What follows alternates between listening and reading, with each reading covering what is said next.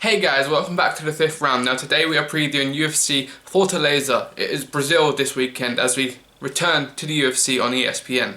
Now we're going to go through the 3 fights on the card, and we're starting off with Demian Maia versus Lyman Good. Now Demian Maia is in fact on a 3-fight loss streak, so this fight is pivotal for him. He is ranked 8 in the welterweight division. His last fight was in May, and he does have defeats against Tyron Woodley, Colby Covington, and his most recent one against Kamaru Usman, who is now #1 contender, fighting for the welterweight championship.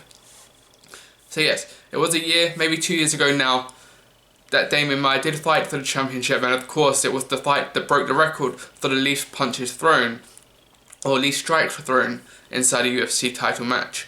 This did bring up a lot of bad blood between Tyron Woodley, the champ, and Dana White. Now both have come out since then. I believe both were injured. I think that's when Tyron Woodley did have that shoulder tear.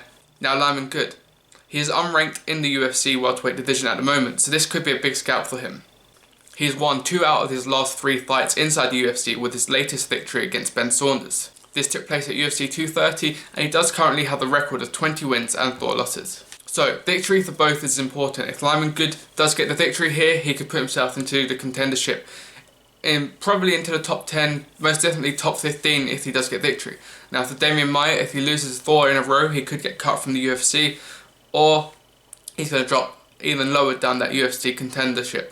Probably end up in the bottom 5 of the UFC rankings, which for someone who fought for a title a year and a half ago now is something that is not good for him. I am going for a Lyman Good victory as he is on the winning streak. I do believe he's one on the rise, and after a round 1 TKO in his last fight, I do believe he has got the power to beat Demian Maia on the feet. Now if Demian Maia does get this on the ground, he does have exceptional jiu-jitsu and wrestling capabilities, so I do believe if it does go onto the floor, that it will end up in Maia's favour. But I think this fight will be over within round 1, if not round 2, via TKO to Lyman Good. Now moving on to the co-main event, it is Jose Aldo versus Renato Moicano. Now Moicano is ranked 5 in the featherweight division, winning 3 of his last 4 fights. His only defeat in that period was against Brian Ortega, who recently just challenged Max Holloway for the UFC featherweight championship. Now I do believe this could be a #1 contendership match, and the winner facing Max Holloway in the near future if he does decide to stay at featherweight. Now Moicano's latest victory was against Cub Swanson, who he did defeat via submission in round 1. Now this took place in August of 2018, and he does currently hold a record of 12 wins, 1 loss and 1 draw. Now moving on to Jose Aldo, ranked #2, former featherweight champion, and he has lost 3 of his last 4 fights, 2 of them being against current champion Max Holloway, 1 for the interim championship, unifying the belt, and a rematch later on last year. So if he does win this fight, I don't particularly want to see him fight Max Holloway again for a 3rd time. If he wins this fight, it could be for a #1 contender spot, or to face Brian Ortega, who currently holds that #1 spot. Now Jose Aldo's most recent victory was against Jeremy Stephens this year. It was an emphatic knockout and TKO via body blows. He did kick him, I believe, in the stomach, or it might have been an uppercut, but I know Jeremy Stephens felt the full force of that punch, went down, and the fight was finished on the ground. Now I'm going for a Moicano victory here. I do believe that he's looking to take that #1 contendership, and is probably the next one to face Max Holloway in the featherweight division.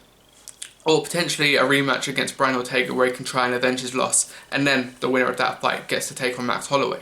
Now for the main event we have 2 bantamweights. It is Marlon Moraes versus Raphael Assuncao. Now 2 Brazilians here in the bantamweight division, ranked 4 and ranked 3. Moraes is currently on a 3-fight win streak, with 2 of those previous fights giving performance of the night.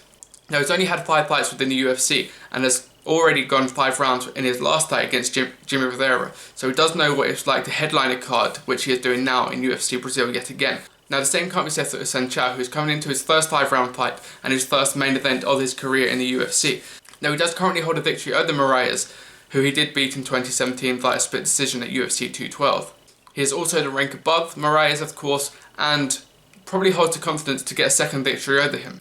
Raphael has won 9 out of his last 10 fights, and the only defeat come to bantamweight champion TJ Dillashaw. Now I believe if he does get a victory on Saturday night, that does put him into the #1 contendership at bantamweight, and he could get a chance to avenge that loss against TJ Dillashaw later on in the future. I do believe after this weekend that both TJ and Henry Cejudo should defend their rightful belt in their weight division.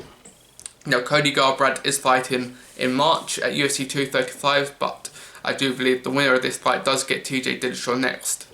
Now, his last fight was in July of 2018 against Rob Font, where he did get a victory in that fight. So, I do believe Raphael Assuncao will win again, get his second victory over Marlon Moraes, and then go on to that #1 contendership match for a chance to face TJ Dillashaw, the bantamweight champion. Now yes, UFC Brazil does have some incredible fights, the co-main event and the main event looking like #1 contendership matches, and as always with the Brazilians, we get flair, we get power, we get knockouts. We are going to have a good weekend, and whoever wins is going to be looking at facing the champion in the next fight for their respective weight divisions.